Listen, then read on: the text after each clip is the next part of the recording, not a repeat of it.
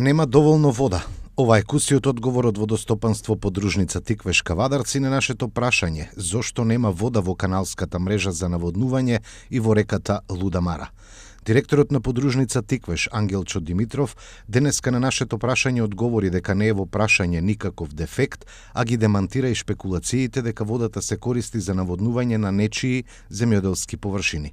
Тој нагласи дека едноставно издашноста на изворите била далеку под потребното ниво и доколку се пушти вода за наводнување или во коритото на Лудамара, во тој случај ќе немало вода за пиење.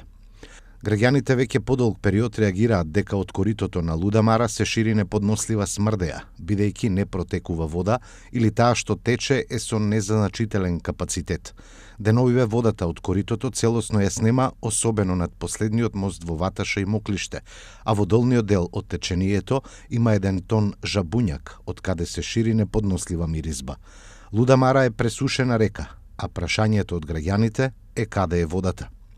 Континуирано реагираат и земјоделските производители. Се жалат дека годинава родот е драстично намален поради тоа што немаат вода за наводнување, а поради тоа ќе претрпат и огромни штети. По своите карактеристики, хидромелиоративниот систем Тиквеш е еден од најголемите и најзначајни системи во земјава. Неговата проектирана бруто површина за наводнување била 17.760 хектари, а вкупната бруто можна наводнувана површина 13.258 хектари.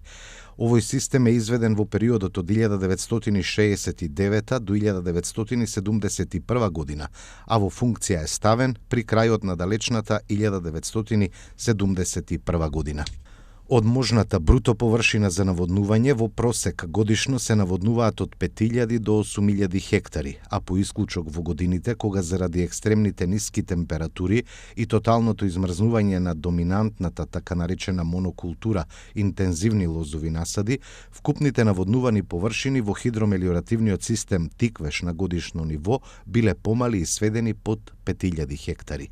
Општ, заеднички и генерален е заклучокот дека од вкупните наводнувани површини 75 до 85% се лозови и овошни насади. Но годинава, поради екстремно сушниот период и лошата хидролошка состојба, овој податок е далеку од реален, бидејќи многу е мал делот на наводнувани површини.